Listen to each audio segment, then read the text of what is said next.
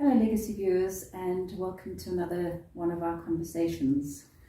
Today we are with Gunner Chris Turner from Sierra Battery and 61 Mechanized Battalion from the years 1987 to 1988. So welcome Thanks. Chris. Thanks Thanks for joining us today. Thank you for giving me the opportunity to be here and to tell my side of the story.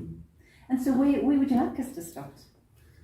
Well, I think how I ended up getting into South Africa. I was born in the UK and came to South Africa in 1972 and grew up here in Heidelberg.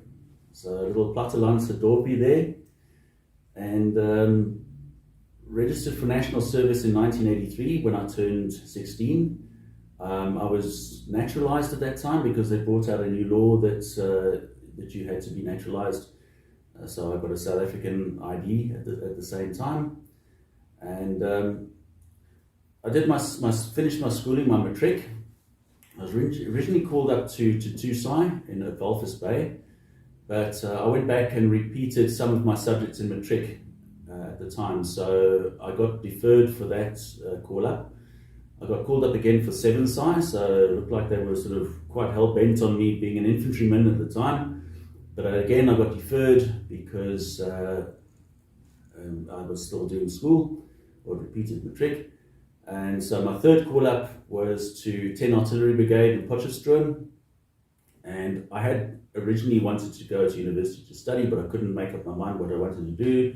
So my dad said to me, we'll better go and get your 2 years over. Maybe you'll make up your mind in that time what you want to do. So I ended up reporting for duty at 10 Artillery Brigade at Potchefstroom. Reported to Sturrock Park on the 3rd of February 1987. We ended up getting on a train and going down to Potchefstroom by train. It was a long train ride. They closed all the windows, so we couldn't see where we were going. There were about 6 of us in this cabin. Nobody knew anybody else. We all sort of sat there in silence. One guy actually even ended up climbing on the bunk and going to sleep. And I managed to do that because we were all nervous. But we ended up at Potchefstroom at 10 Artillery Brigade, and I was put into 14 Field Artillery Regiment because the artillery regiments used to alternate at the time. So at that year, 1987, 14 Field Artillery was a training regiment. The following year, we would become operational, and then the following year, 88, it would alternate. So 4 Field Artillery Regiment would become the training unit, and it so alternated between 4 Field Artillery Regiment and 14. So I was in 14 Field Artillery Regiment. I did my basic training with 143 Battery, which was the multiple rocket launcher battery, and I did all my training with them. After basic training, we did the normal platoon weapons, section battle drills, and then riot training, and before we went on to gunnery training. You have written your memoirs, which I really have enjoyed reading as we prepared for today, including your artwork. Thank you. When you were at Potch, there was an incident that you spoke about as we've met and chatted about today, where one of the troopies you thought had attempted to commit suicide, and I know that made an impression on you. Yeah, it made an impression on all of us because it happened quite by surprise. It was on a Saturday evening. We were all just getting ready to get into bed. We'd just cleaned up. It was about 8-9 o'clock in the evening. It was dark, and we'd only been in the army for about 2 or 3 weeks, and we suddenly got called down to the area where we got called together. We were triad on, we used to call it that in those days, and we formed up in a battery. And there we had these mobile showers, and in front of the showers there was a guy lying on the floor, and there were people around him, and the regimental policeman kept running up to us and saying, like, who called us, we need to know more about what happened here. And nobody knew what was going on, or even who it was. And this guy literally lay on the ground and he died in front of us while we watched. And it turned out that he and a friend they used drugs. So he and a friend had heard somewhere that if you take a puff out of a fire extinguisher, you go on a trip. And they found a fire extinguisher somewhere, and the guy stuck the nozzle in his mouth and pulled the lever, not knowing that once you pull the lever, it goes it goes until it's empty. And it basically, I think it was a CO2 extinguisher, and it blew up his insides, froze everything, and it didn't really matter that they gave him artificial respiration or try to bring him around or anything. He basically died there. So this was, it's the first time any of us have ever seen anything like this happen, somebody like dying in front of us. And the next day we actually had a big church service in Potchefstroom at the big church, and nothing was mentioned of it. Anyway, we carried on, but everyone was a little bit rattled by this, to the point where we were called together in the road a couple of days later, and they said to us, what's wrong with you guys? No, we saw somebody die. Yeah, well, he was a coward. He doesn't deserve your sympathy or anything like that. So they actually said, you got to get over this. We've got to move on. And so what happened was actually funny. When I counted 3, you were all going to start laughing.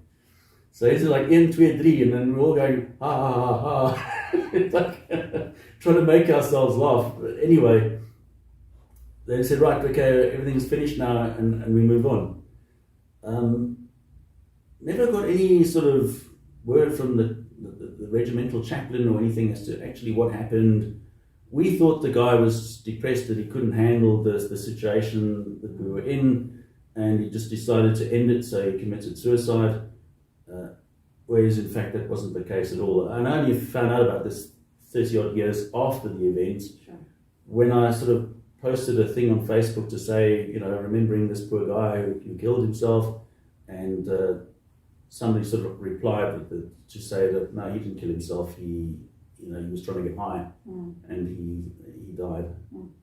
So yeah, that was our sort of rite of passage, I suppose, as to army life. Toughen up and get on with it. One of your refrains in your memoirs, when you've drawn your little cartoons, is from that song, You're in the Army Now. Yeah. Actually, that song, Status Quo did the remake of that literally that December before I sort of went into the army. That song was on the radio, on 5FM or whatever at the time. So it was a song that sort of really, I can't think of the word, but it didn't sort of help with your nerves to sort of prepare yourself for it. That sort of song sort of still has a special place. Yeah, takes you back to certain times in your life, music. And it pretty much did follow that sort of route of the song, I suppose. Sergeant shouts, stand up and fight. 1 o'clock in the morning, troop fire mission or battery besproken, any time of the day, and that was what happened. Yeah. And being in the artillery, being a gunner, what did that entail for you? Because I know that the gunners work in teams. Yeah. Okay. So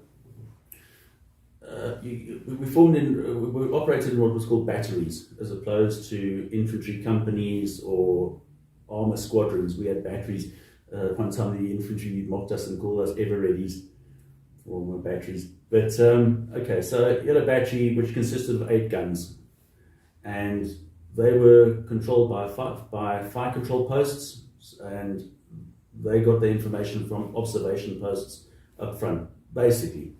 So your observation post would send back details of the target to the fire control post. The fire control post would process this information and then give on the relevant information to the guns so that we could reload the correct ammunition and the right coordinates and bearings and whatever to fire at the target. I would say the artillery is supposed to be for bigger guys, because especially on the G5, the ammunition is pretty heavy. I think I remembered something around 45 kilograms to pick up a shell. I only weighed about 55 to 56 kilograms myself at that time. So for me to pick that thing up and carry it around, even the charges, which weighed 70 to 25 kilograms each, was pretty heavy. And but you know, the army just stuck you in, and you had to make do with the situation. So you had to find ways and means of picking these things up and carrying them around. And yeah, you had to work well together as a team, because each person had their own specific designation. So on a gun, you had the number one who was responsible for the gun and overall. The number two was mainly responsible for the breech and for firing the gun. So he would close the breech after it was loaded and he would fire it. The number three was the guy who laid the gun. He was who aimed it, sighted it. The number 4 and 5. The number 4 was the left trail leg and all the equipment attached to it. Number 5 was the right hand trail leg and the equipment. Number 6, which was me, I was in charge of the charges. Number 7 was in charge of the projectiles. So, and then the number 8 was the driver, the gun tractor driver. So my job was basically to prepare the charges. I had to, when we came into a position, I had to dig a hole to store the charges in. I had to prepare them. So if the order was 5 rounds, 5 for effect, I had to prepare 5 charges, get them out of their containers, and prepare them and give them, hand them over to the number 4 and 5 who would load them into the gun.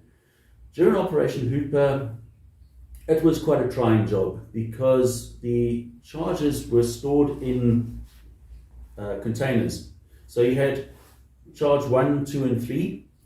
Charge 1 we mainly used on the shooting range in Potchefstroom because it was a relatively short range. Your number 1 charge would probably fire the round up to maybe maximum of 15 kilometers. Depending, you could split it up into different zones. So you had charge 1, zone 1, 2 and 3. Charge 3 being zone 3 being the maximum charge on that. Then you had charge 2, zone 5. So that fired into the next category range.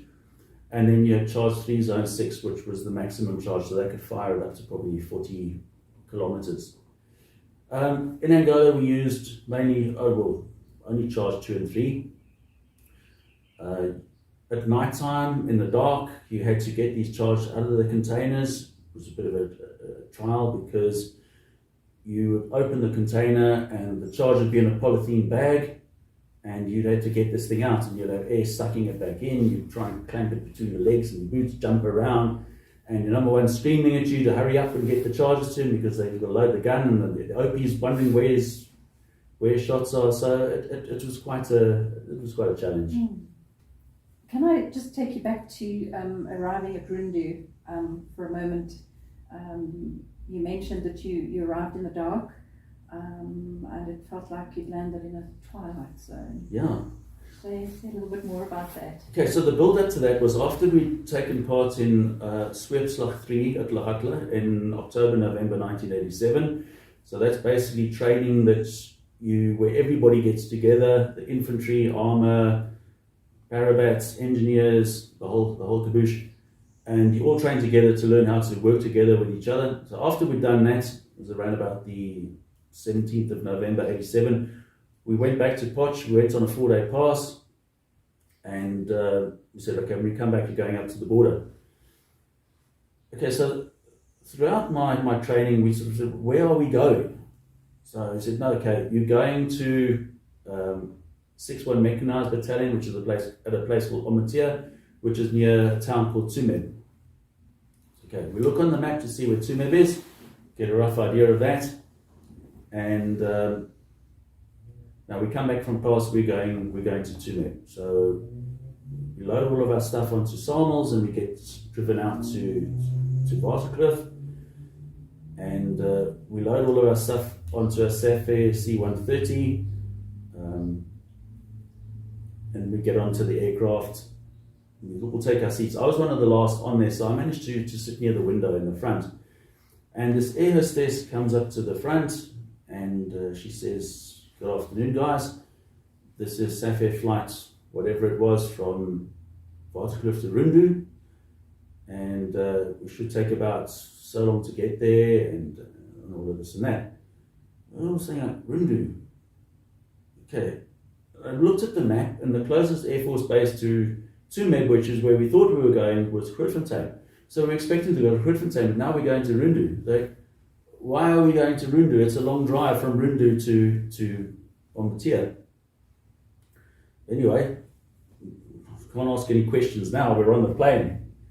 And I remember that as we were taking off, it was 5:25 in the afternoon, because I looked at my little wristwatch, and that was the time that my dad used to come home from work. So I sort of looked at this, and as the houses were flying by as we were taking off, I remembered this. Anyway, we're flying for about 2 hours, and eventually it gets dark and we land at Rundu. We get off the aircraft, and there's all these people standing around, strange looking people that we're not used to, because there's guys standing there with cut off overalls and really, really looking strange. First thing I did was go and drink some water at the bathrooms there. It tasted strange. I think in Afrikaans they call it brakwater or something like that. I don't know if it came from a borehole or whatever, but that was the first noticeable thing that I remember about there. Okay, we get off there, we get all of our stuff. There's a few Quairful trucks waiting outside the base, or the Air Force base. We load all of our stuff onto the trucks. We get on. By this time it's dark. It was about 9 o'clock at night, and we start off. We drive, and the first thing I remember is we cross a bridge. It goes across a river, and I remember thinking to myself, okay, first of all, we're at Rundu. Now we're crossing a bridge going across a river, and the only river I know is one that divides Southwest Africa and Angola. So if we're crossing a river, things are looking worse. And we drive, and we end up about a kilometre or so across this bridge. We suddenly stop in the middle of this clearing, bush all around us, and they said to us, right, get your stuff off and find your stuff and bed down for the night. And we do this. I mean, this is in the dark. Everybody's stuff looks the same. We're in all our kit bags and our webbings and everything. So now you've got to somehow find your stuff with your little name written on it in the dark. No torch, no nothing. Anyway, we managed to do this, and we find our sleeping bags and stuff. You can't even see where you must go and set something up. You just get your sleeping bag out with all your stuff, and we just lay down where we were. The next morning we wake up, we're in the middle of the bush, there's nothing there. And they said to us, okay, this is a camp, by the way. And it looks like it's going to rain in about 10 minutes, so best you get your bivvies out and you start making yourself some shelters. So we managed to do that. A bivvy's only really big enough to get your kit under, not really yourself as well, for one person. Luckily they managed to get us some tents. We were there for about 10 days at this place. It turned out to be a transit camp. I believe it was called Bitterzoet. I don't know if that was an official name or if it was just a nickname that the troops gave to it. We put up some tents over time there, and we had a canteen truck there, and it was basically to acclimatise us to the conditions, and that was basically where we found out what we were letting ourselves in for, because they came and briefed us, and they told us, right guys, you're here now, this is what's happening up north, up at Quito-Guanaval. The SADF has been deployed here to assist UNITA in fighting against the Angolan forces and the Cubans, and you're going up there in support. And that's where, for the first time, I realized there's actually a war going on up here, and we're going to be involved in it. Yeah, so we stayed there for about 10 days, acclimatizing ourselves before we went up to the front. Okay. And then at some point, you wrote, and I think it was when you got to Mavinga, that the next moment this guy walks out of the bushes. He was filthy. Yeah.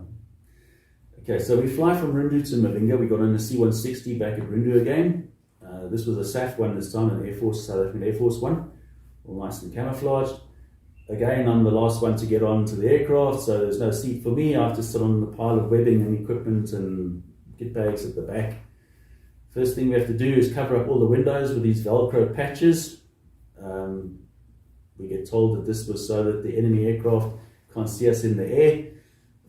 Not to make us nervous or scared or anything, It's, so we cover all the windows up with this and we fly in the dark. Everyone's dead quiet. And we flew from Rundu to Mavinga. It was about 250 kilometers. And suddenly we just start going down in a spiral. Nobody tells us why this is happening or what's going on. We think we've been hit or something and we've been shot, we're going to crash. And it's called a tactical descent. So basically they fly right over wherever they're going to land. And then they, instead of coming in a long, smooth approach, they go down in a vertical spiral. And they were very good at it, probably had a lot of practice. We land on this little dirt landing strip at Mavinga, and the pilot just comes and says, you've got 30 seconds or something to that effect to get all your stuff off, or whatever's still on here goes back with us to the States. That will be excluding you though. So we threw all of our stuff out the back. It was just in a long line. There's guys standing around there in green or camouflage uniforms with AK-47s. They look like terrorists. We don't know who they are. And we just get told, right, load all your stuff onto these trucks that are waiting here, full trucks again, which we do, all in one big heap. We get on there with our stuff, and we start driving. And we drove for about 12 hours non-stop. We must have left there about 9-10 o'clock that evening, and at around about sort of late morning the next day. The trip was the most uncomfortable, miserable trip I've ever had in my life. You sat on the back of this truck with your legs stuck through a hole between the rack pack boxes and the kits and stuff. You couldn't move. You sat with a bivvy over you. It rained the whole way. We were cramped. We were tired. We couldn't sleep. We were hungry. And eventually we come to this spot on the track. There was nothing there. We suddenly stopped. So like, okay, we stopped. What now? No, we're here. Okay, wherever here is. We start looking around. We actually had a guy called Shannon Cap with us. He was a comedian of note. And the first thing we experienced was flies. The flies just sat on you, and old Cap slapping himself and going, "Hi, Mum, we're at the funny farm." Next moment, this guy walks out of the bush with an overall on. It was black. You couldn't see that it was brown anymore. He had a beard. His face was black. All you could see were these two eyes sticking out of this blackened face with his beard. And he just took one look at us and walked across the road, and his back was just covered in flies. He had an orbit of flies around him, and we just looked at this guy. We were all still wearing our browns, still clean, we're shaved and everything. And we looked at this guy and thought, who on earth is that? And it turned out that he was one of the guys, the Omana from the battery that we were relieving. And little did we know that in 4 months' time, we're going to look like that ourselves. Yeah, there was no water to wash with, so you just basically did the best you could, brushed your teeth, and that was it. Yeah, guys stopped wearing underwear and socks because you just didn't have the facilities to wash your stuff every day. So, the grime and stuff, you just ended up being black and dirty. Your skin was, and all, yeah. And so you would be out in that environment with the gun. Yeah. For how long at a time? Okay, so basically from there, we were dropped off there. Our number ones, the guys who were in charge of the guns, were all taken to the guns, the actual guns where they were. They had to sign the guns over from the Omana, who were desperate to get back to South Africa because their end of their 2 years was coming to an end, or their 2 years were coming to an end, and they wanted to clear out. They finished their time, and they were starting to get quite edgy about wanting to get out. That was the hurry about getting us up there. So the rest of us were left sort of in the bush there while the number ones went and signed over the guns. That took about about a day, and we ended up sleeping at this place while the guys were there. The next day, the trucks came back, they picked us up and actually took us to our relative guns that we'd been designated to. We stayed in that position for a day or two, and it was our first experience of enemy fire. We'd only been there for a few hours, and the next moment this screaming, crackling sound sort of came over our heads, and we realized that we were being fired at. I think it was a couple of BM-21 rockets that were fired over us. And, you know, all these scenes of all these war movies that you've seen, Apocalypse Now and Platoon and Full Metal Jacket and Vietnam, and all these things are coming through your head, and you're picturing all these explosions going off. So we're grabbing spades and whatever we can to start digging holes to hide into, and that would sort of become fairly routine over the next few months. These guns, these counter bombardments, trying to hit us. Okay, so we signed over the guns then, and then we were deployed to our first position. I think basically at that time they just wanted to see whether we were up to scratch as operating at a battery, our accuracy, response time, and that sort of thing. So we spent about a week in our first position, firing at different targets and random targets, so the observation posts up front could see whether we were up to scratch. From there, I think that must have been about mid-December. We moved to another position right about the 12th of December. Our gun packed up there, they had a technical failure. The recuperator, which is the mechanism responsible for returning the barrel back to its original position after you fired a gun. It's a hydropneumatically operated component. That packed up, so our gun had to be taken back to Mavinga for repairs. We stayed in that position until about the 21st of December, and then we moved to a position south of Quito-Quannaval, where we would end up staying quite a long period of time. I think we stayed there till about the 16th of February. So we were there for quite long. We only got our gun back around about the 10th of January. It took quite a long time to get spare parts up from South Africa and repair the gun and drive the gun 200 kilometers from Mavinga back to our position at Quito-Quannaval. And we sort of, in that time, we sort of helped Will with ammo loading duties and whatever else we needed to do. But 10th of January, we get our gun back, and we started with operations, and then we stayed there until the 14th, 16th of February. In this time, with all that ammunition that we fired, the ground in Angola is very soft, it's like sand. And the G5 weighs about 13.5 tons. And with the ammunition that we were firing, the gun actually dug itself into the ground to the effect that the trail legs were buried about halfway up to, there's like a little container on the side of the right-hand trail leg which you're supposed to put your percussion tubes in, and that was level with the ground. That's how deep the gun got buried. The trail legs actually got buried in. The front of the gun, the front wheels were actually starting to lift off the ground. So when we got the call to cease fire, then it wasn't a case of just hitching up the gun and driving off. We first had to get that piece of metal out of the ground. What led up to that, and it was something that I actually wanted to bring up. There's sort of been talk that the Angolans had special forces that were sent out to come and find us. And I believe Fidel Castro actually put out a directive to the Cubans and the Angolan forces to find the G5s and wipe them out, whatever the cost.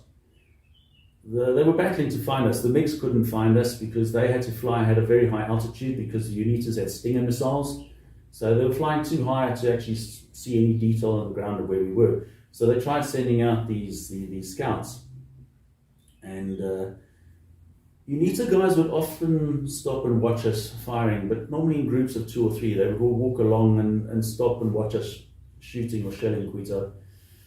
And they'd watch us for a few minutes and walk off again. Now this one specific day, we got called down to the gun. And as we got down there was a lone UNITA standing there. And I turned around and I looked at him. And he gave me this big grin. we'll call it like a sheepish sort of a grin. But he sort of grinned at me and he stood there watching me and watching us and everything. Anyway, we had a fire mission that we had to deal with, so we ran up to the gun and we got the gun in action, and we loading it and we carried out with our fire mission. Later that evening, funny things started to happen. So one of our aiming mechanisms was a theodolite, which was put in front of the gun by the technical assistants, and that was used by the number 3, the gun aimer, to line the gun up.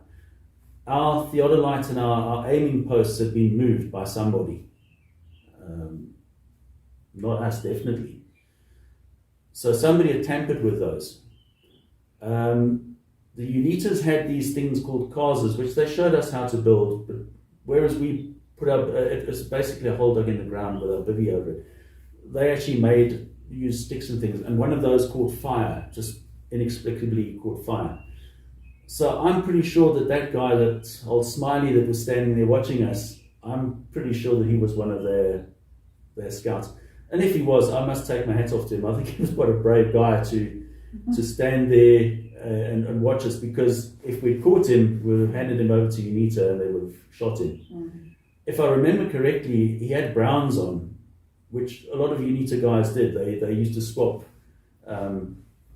We had we were looking for souvenirs, so we would it started off, I've actually got one here.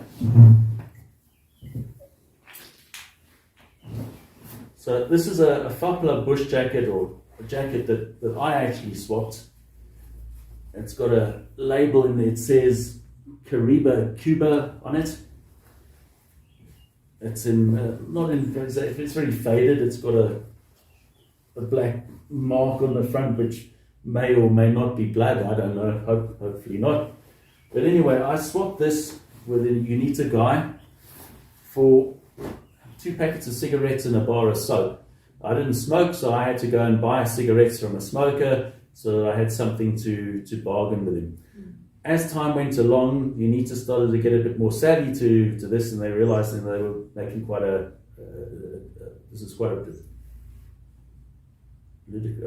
lucrative game, and they started wanting bits and pieces of our uniforms. So I think I got a cap, which unfortunately I couldn't find to show today, but the cap I ended up having to swap a vest for, and also again cigarettes.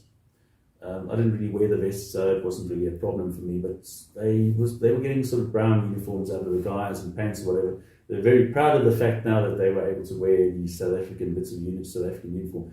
So I'm not sure whether if he was an Angolan spy, managed to get the South African gear from, but I'm pretty sure that's what he was wearing. That's why I didn't really pay too much attention, the attention that maybe I should have to him. Anyway, we ended up having to move our position that evening, because our officers felt that we'd been compromised, and they didn't want the mix to find us the following day, so we packed up our stuff and we moved to the next position. As I said, that was no mean feat, because the gun was now buried half under the ground. Had to use the hydraulics on it, the wheels and whatnot to try and get it out, and it probably took us about 4 or 5 hours eventually before everything was packed up and ready, all the ammunition was packed up and ready to move on. You asked about foxholes and living in foxholes, so I think at this point it might be good to mention that our foxholes, or we call them casas. Casa is Portuguese for house. You need to show us how to make these things, and it was because the MiGs were trying to bomb us. Our officers, or our leadership element, was worried that a bomb might land amongst us and explode, hit our ammunition, in which case we'd have quite a devastating effect if sort of 155 millimeter projectiles would also explode at once with all the charges. Wouldn't be a pretty sight. So we dug these holes in the ground, that's be a spade deep, and then make our beds in there, and then pitch our ponchos, our bivvies over the top of these. Problem with that was, being situated behind the guns, the shock wave from the recoil would go through the ground, and when you got back to your cars or your bivvy afterwards, you'd find everything caved in and you had to dig all your stuff out. So we ended up lining the insides of these casas with whatever you could find. I used empty charge containers, which I stacked up against the side and held them there with sticks, and they worked quite well to stop everything caving in. So I had myself quite a cozy little setup there. Guys were quite creative with the things, because we were there for quite a long period of time. Like I said, this particular position we were at from the 21st of December till the middle of February. Guys were making themselves beds in there using branches and sticks, and making mattresses out of charge containers filled with leaves, and all of this. The setback about living in these holes was that there were numerous creepy crawlies and things around there, and I would hate to think what ended up inside that hole with me on some nights while I was sleeping. Scorpions, there were hundreds of them crawling around there. Snakes, huge shongololos, that's millipedes. There were moths which used to land on you, and they were attracted to light. And these moths, if they landed on you, they would secrete like an acidic substance which would burn your skin. All of these things would creep around. Mice and rats, I mean, you'd wake up at night and you'd hear these things behind the charge containers running around there and making themselves burrows and things. Snakes and the scorpions. You asked Nikki about the scorpions. I had a couple of interesting experiences with scorpions. The one at the previous gun position, the one night we heard a noise in front of the guns, and we had a bombardier who was that's a corporal in artillery terms, who, I want to say, overreacted from time to time, but anyway, on this specific occasion, he came running to us and said, "You hear that noise in front there? It's tanks. They're coming for you. They're going to kill you. You've got to dig foxholes twice as deep as your body, and or you're going to die." So it's starting to get dark, so I run off with a spade and I dig this hole, and it must have been about 6 feet deep. And only when I finished digging this hole did I realize now I've got to get out. And the sand being very soft, there's nothing to grip onto, so I had to call the guys to come and help me get out after. So maybe I sort of overreacted a bit there. Anyway, next day we get a call. It's a Victor call. That's Victor means vijandelijke vliegtuigen. It normally means that the MiGs are coming over. It's a warning. So the observation posts or the recce's up front would see the MiGs taking off from Manong, which was the Air Force base that they were operating from, and they would radio over and give us warning, and we'd get into our foxholes. So there's a Victor warning, and I ran into this foxhole, and I jumped to the bottom with my rifle, and I took a little charged container lid, put it at the bottom to sit on as a seat, because I might be down there for a while. And sitting in my foxhole, looking at the blue sky through the hole above, and next thing I looked between my feet, and there was the hugest scorpion I've ever seen in my life.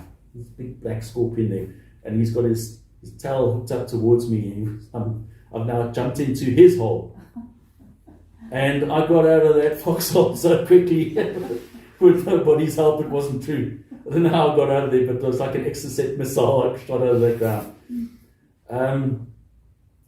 After I had a bit of a phobia about scorpions, because I knew they were around, and knowing that we're sleeping in holes with them around, you sort of worry about them. And one night, I don't know, I must have been dreaming about scorpions, and I woke up, and as I woke up, I heard this tick on this on the charge polythene bag that I'd stuffed leaves as a pillow, and I shot my torch there, and right next to where my head had been, there was a scorpion on my pillow there. So my fears were not unfounded. Including being stung. Yes, I got stung. That was after Operation Exciter. Basically, towards the end of my national service, it was during, I believe it was called Operation Prone or Displace. It was basically we were deployed along the southwest border. We actually at a place called Ogongo, and one night I was getting into my sleeping bag. At that stage of the game, you're supposed to shake out your boots and your sleeping bag and everything, make sure that there's nothing inside there, no snakes or scorpions. But by that time, I'd been sleeping in the bush for so long, nothing had happened. You start getting what they call mak in Afrikaans, tame. So this one evening, I got into the sleeping bag, and I just had PT shorts on and a brown shirt. And as I got into the sleeping bag, I felt this jab in my side, and I thought it was a wasp or a hornet. And okay, I slapped it, and it stung me again. So I ripped up the t-shirt. No, it's gone. Couldn't see what stung me. Assuming it was a wasp or something, I went and got some cream, put it on, and after about 10 minutes, everyone else is going to sleep by this time. After about 10 minutes, I feel this burning sensation in my armpit, and the pain's getting worse. And I'm thinking, well, I don't know so much if that was a bee. I'm really starting to, it's really starting to get painful now. I'm not feeling that great. So I said to my number one and the rest of the guys, I've been stung by something. It's really painful. I don't know what it is. They just say, oh, well, go and find Krill, the medic. Ask him to sort you out. So it's dark, pitch dark. So by myself, I'm finding a way through the bush. Luckily up there where we were, the sand is white. And the moon was out. They used to call the full moon Swapo's torch because they used to do their attacks and use the moonlight to get back over the border. Well, anyway, it was quite helpful to me to sort of try and find Krill, the medic, he was at the gun next to us, the ops medic. Told him, Krill, something stung me. I don't know what it was, but it's really painful. So he said, okay, chances are pretty good that it's a scorpion. So I'm going to give you an injection. So he gets his ops medic bag out with his injection, and he pulls out what must have been the longest needle I think I've ever seen in my life. To me, it looked like it was like this long. Maybe I was hallucinating by this point in time, I don't know. And he stuck it in the side where the scorpion had stung me, and felt like he stuck this whole needle in and went right around my body. And as he pulled it out, he injected me with this anti-venom or whatever it was, and just said, well, I can go back to bed now. Managed to find my bed again, and the next 12 hours I thought I was going to die. It was terrible. I mean, I felt like my hair was standing on end, my eyes, and my inside of my nose was itching, I got hot and cold, and it took about a full 12 hours for that to wear off before I felt it. Next day I said, guys, I got stung by a scorpion last night. I said, well, why didn't you tell us? I think I did. So there was risks to being up there. That wasn't simply the enemy or the opposite side. No, definitely. Everything was like all the creepy crawlies that we used to say looked larger than life. Anything else larger than life. They were huge. When we went in on OPSEC sites, there was talk that there were even lions in that area. Some guys had heard lions. And I actually went in for OPSEC sites. They called us together the one day. This is the next operation now. So the previous one was Operation Hooper. Operation Excite was in June 1988. There was talk amongst 6-1 that there was an operation going on. The infantry guys were the first ones to mobilize and be shipped out. We went in around about the 13th of June. We went up to a place called Hurricane near Ruakana. We stopped in the bush outside there. We were there for about a few days to a week, and then they said, okay, we said, right, we need one guy from each gun to go over as a marker for your guns operation. So I put my hand up and said, I'll go. Got into the rattle, and I think we went over in 2 rattles. So 4 guys, 1 from each troop, or 4 from each troop, went in the rattles over the river at Kalawek, and we went over the border, probably about 6 kilometers into Angola, and they dropped us off where our guns were to be deployed. So just dropped off in the bush. Said, right, now wait here for your gun. And this was late afternoon. It started getting dark, and stayed quiet. You hear all these things around in the bush, and then only the next day did somebody say that they'd heard a lion around that area. So pretty glad we didn't come across one of those. And being a gunner was not without risk. There were a couple of experiences that you... Yeah, it's look, it's hard work, especially for smaller guys. Like I said, I probably only weighed about 55 to 57 kilograms, and I was 1.69 meters tall. So being put into a gun crew, with the ammunition and the amount of work, it's heavy work. When you come into a position, you've got to deploy the gun, get it into position, dig the holes for the ammunition, put the ammunition in there, dig foxholes. We had to provide cover for the ammunition. They didn't want the MiGs to be able to see anything about the gun emplacement from the air. So it was a case of camouflaging everything, even the tracks and all of this. So pretty hard work. And there were a lot of dangers involved as well. For one example, if you do get detected from the air and there's an airstrike, things are going to go bang pretty quickly. You've also got dangers of things like barrel bursts. One of the guys from our sister battery, Quebec battery, or one of the crews there, had a barrel burst. I believe it was at the beginning of January 1988. They were busy with a fire mission, and they'd loaded the gun, and halfway through the fire mission, with this projectile and charge loaded in the gun, they were told to wait, so to stop firing. And they waited for about 10 minutes while this projectile was in the gun, and then they were told to fire. And in the meantime, this projectile had cooked off in the barrel. And as soon as they pulled the lanyard to fire the gun, it exploded. They had a barrel burst, and the breech just exploded into pieces.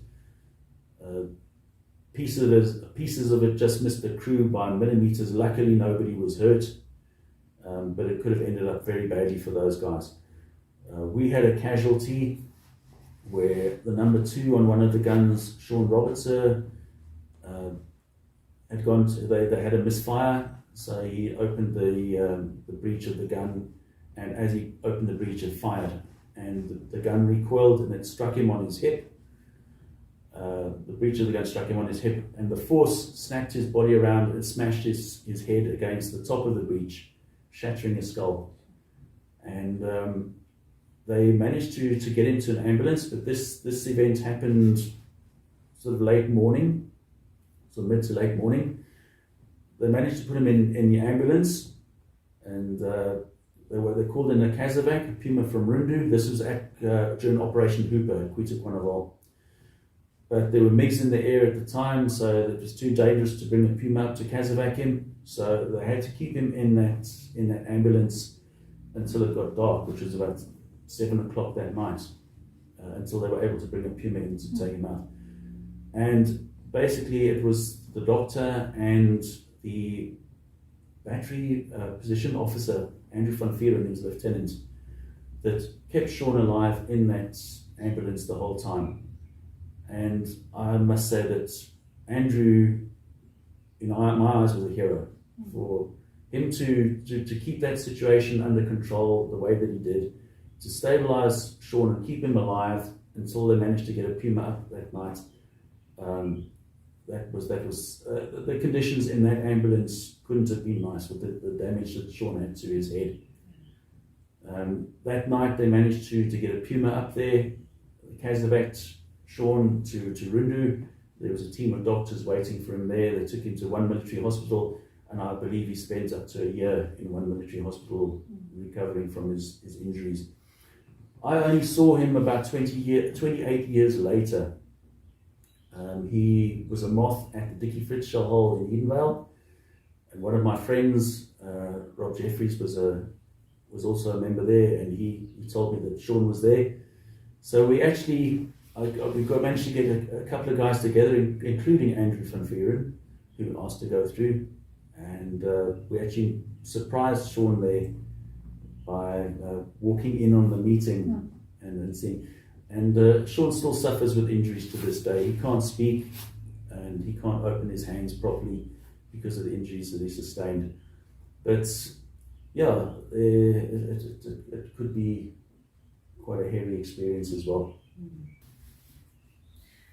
What are some of the significant memories or experiences that you remember from your time on the border and in Angola particularly?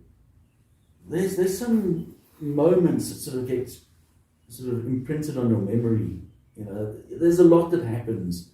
It's a big experience for young guys, and although there's a lot happening, because we were in action all the time, especially in Operation Hooper and that.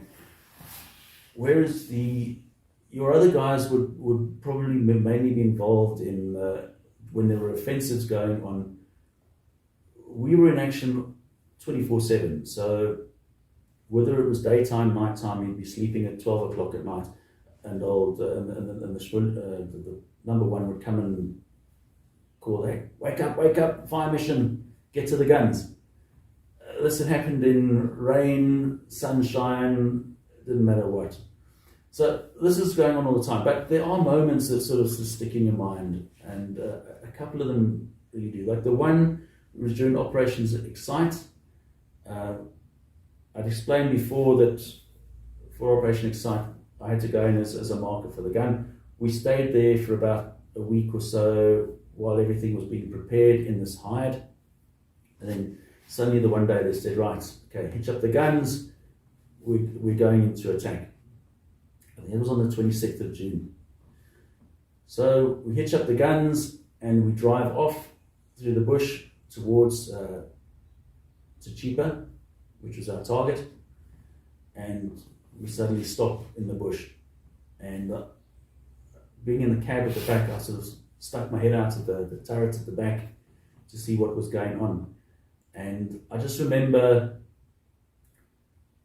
this column of vehicles, our battery, the G5 guns in a column, and there were rifles there as well. And there were rifles from 3-2 Battalion, I believe they're called ZT3s. They had these rocket launchers on them. And this whole image with the blue sky and this feeling that you're actually part of something huge now that's going to happen just really stuck in my mind. It's something that, it's difficult to describe, the feeling. It's not so much apprehension, but excitement, of what's going to happen. That's one of the experiences. The other one was during Operation Excite, when we actually fired the first round on the 26th of our gun fired. We loaded the gun at some targets in the Chipa area, and our gun had been selected to load this round, and then we were told to wait. So now you're waiting, and it's the blue sky, it's the dead quiet, it's the birds in the bush, everyone's standing around waiting for something to happen, and then all of a sudden you get the command, "Fire!" and the shot goes off, and it goes from dead silence to this earth-shattering bang. And we had some parabats that were our protection element in front of us. And they all came running out of the bush to see what had happened. And the number one, Piet van der Merwe from the gun next to us, comes strolling over and said to our number one, Quintus Schmuljan, "Ja, Schmuljan, julle die moeilikheid veroorsaak vandag. You guys started the trouble here today." That was the first round of Operation Excite. The other one that sort of sticks in my mind was after this, during Operation Displace, when we were covering the border. Our lieutenant decided to do a foot patrol around the gun emplacement, just to sort of show a presence to any SWAPO guys that were around there, that we were awake. And we did this patrol through the bush, and as we walked through to the other side of the road, there was these group of little black kids playing, and we sort of surprised them. And the sort of look on their faces when they saw these armed guys walking out of the bush was quite not scary, but they started crying. So that had quite an impact on me as well, to see this sort of reaction to this. So yeah, those are some of the moments that sort of stick out amongst all the others. Yeah, and having the SABC up at one point filming you. Yeah. Tell us about that. That was quite a surprise. The one day we get called to the gun, the normal command was "Troepe stoken." That would get shouted from the fire control post, and then our number one, I name of a guy called Quintus Schmullian, fantastic guy. He was the best number one I could have imagined. He was a very placid guy, but when he told you to do something, you did it because you knew you were part of a team and you had to do it. So anyway, we got the call, trooper stroking, and Quintus shouts, "Neem post, take position." We run down to the gun. This is up during Operation Hooper at Kutsukwanaval. And when we get there, the lieutenant in charge of our fire control post comes down and says, "Right, okay guys, here's the situation. We've got some guys here from the SABC. They want to film the gun in action, firing at Quito. So we're going to find you guys a target that you're going to shoot at, and then they're going to film you." Well, this is exciting now. Now we're movie stars now. So these guys that were there, I can't remember how many there were, probably about 3 or 4 of them, dressed in sort of, some had jeans on, some had brown shirts, brown t-shirts, various bits of SADF uniform, and they had these big TV cameras there. And they're standing there, and they went a little bit way back from the gun emplacement, and they start filming us. And the observation post up front had to find us a target to shoot at. I can't remember what it was. It might have been bunkers or tanks or something like that. And we fired while these guys were filming us. And I remembered this, for all the years afterwards. I remembered them filming us, and I dearly wanted to find a copy of that footage that they took. And it must have been 20 or 25 years later, I can't remember how long. My brother bought me this set of DVDs called Grensoorlog. And it was all about the border war. And I was watching this series, and there was an episode called it was called Ek Verlang na Jou or something like that. And it was all to do with entertainers coming up to the border and giving us shows, putting on shows for us. Anyway, the introduction to the specific chapter, I was sitting there watching it. Next moment, there's this footage of a G5 firing, and it could only have been about 1.5 seconds long. But as soon as I saw it, I recognized that was our gun firing. And I'd actually asked everywhere where this footage could be found. I mean, they told us at the time that it was the SABC, so I went on about 2 or 3 occasions to the SABC to ask them to look through their news archives to find footage, and they never got back to me. So it was actually, I don't know who took this footage, but it was quite incredible to see this all these years later, this footage of us. And you can actually see about maybe 2 seconds of me in my charge hole moving across to give the charge to the number 4. So it was quite something to see that. Tell me about any scares that you experienced. Okay, so during Operation Hooper, the things that sort of scared us most were the MiG attacks, the airstrikes.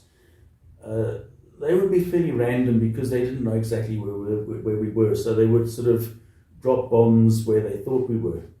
And although this could be fairly unnerving at times because a 1,000-pounder bomb going off in the bush is quite a scary sound, we sort of learned that they weren't very accurate. There were 1 or 2 times when they got fairly close, but not close enough to do any damage. But a couple of episodes where I did get a fright. One night we were reloading ammunition up at Kutsukwanaval. So the ammunition trucks stopped about 100 meters or so behind our guns, and we all had to go and fetch projectiles and charges and take them back to the guns and load them. By the time we finished, it started to get dark.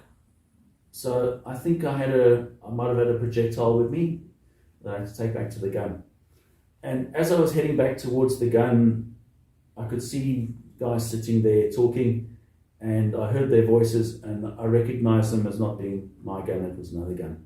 So I realized now I was heading towards the wrong gun, and thought that my gun must be now 50 meters in the other, or to the left or right. the bush up there was so dense that you couldn't see the gun next to you.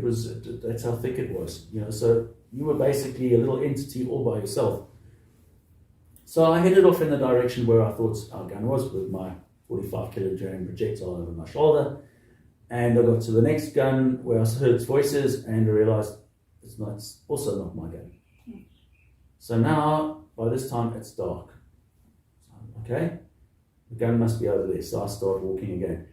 And I was walking for a few minutes and no more voices. By now, it's completely dark and it's overcast. I can't see the stars to see which direction I'm walking in. So I think, now what now? I don't know which direction I'm going in. If I carry on walking, I could walk and end up bumping into one of these enemy scouts that were looking around there. Nice big fat prize for him. Capture an SADF soldier here walking all on his own with a projectile, and next moment I'm a prisoner of war. So I thought to myself, panic sort of starts to set in. What do? It's just got dark. Do I sit down under a tree and spend the night here and wait until daylight, until the sun comes up, and try and find my way back then? Do I wait until hopefully the guns start firing again and then I can at least find my way towards them? I don't know what to do. So I thought, okay, I'll just go on a little way further and see what I can find, and if I don't, that's what I'm going to have to do. I'm going to have to sleep in this spot for the night. It's a truly scary experience to be lost. At that time, I walked up, I saw a fire burning or lights or something, and I realized it was a UNITA casa, one of their little shelters that they built. So I approached this thing quite scared, because you don't want to go up to them too quickly, because they don't know who you are. They might shoot me. And I go up to them and I sort of peer through their little entrance there, and I see two of them sitting there, and I said, we sort of learned some basic Portuguese word, and I said good evening to them, and they looked up at me, and I said South African or whatever it was, and I said canal, and they realized that I'm lost, and they had big grins on their faces. Oh, canal, okay, no problemo. And one of them very kindly came out, and he took me back with my projectile, which I still hadn't left behind in the bush, straight back to my gun. I don't know how he knew. It was coincidence that he took me to that gun or what, but it was, I was so happy to find him. Another scary experience. One night I'm lying in my casa there, with the bivvy pitched over the top, and something woke me up. And I lay there, and I could just see through the edge of the bivvy the night sky, the bit of light there. And the next moment I hear the sound, and I just see this arm reaching through under my bivvy to my stuff. And I just froze. I was so petrified I couldn't move. I mean, this arm's coming towards where my rifle is standing, and my backpacks were all there, and this arm comes through, and all I could do was let off this really weird sound, which just sounded hilarious. Not the most brave moment of my life, but this guy, whoever it was, I believe it was a UNITA, he was trying to steal my backpacks. He heard me wake up, and within a blink of an eye, all I could hear was footsteps running off into the distance, because we'd been told if we get any of them get caught stealing from us, we must catch them, take them back to their commanders. They would be shot out of hand. So he didn't want to get caught, but a really scary experience. I mean, it could have been again one of these enemy scouts around wanting to cut my throat. He could have just as easily have shot me there and then as well. The not knowing. Yeah, not knowing. It's you say you're going to do all these things in this situation, but that night I just froze. All I could do was let off this really weird squeak. So not going to earn me any honoris cruxes for that. Odd moments where you get the one day a MiG flew over, and the UNITA guys fired I think it was a SAM 7 missile at it, And the combination of this MiG flying over a treetop level and this rocket being fired off, it sounded like we were being hit. So I ended up running around this tree because I didn't know which direction to run. Yeah, so there's little moments like that. Thank you, Chris. I'm wondering if this would be a good place for us to end for now. Yeah. I know we're going to have further conversation about your right training and time in the townships as well. Yes, that was with camps afterwards. Yeah. But thank you for giving us an insight into the life of a gunner. No, it's a pleasure, Nikki. Thank you very much for giving me this opportunity. And I just want to say, all the other guys that were with me out there, you guys were all great. We all worked together as a team, and all got together to get through it. Fantastic. Thank you. And to all our legacy viewers out there, until next time, bye for now.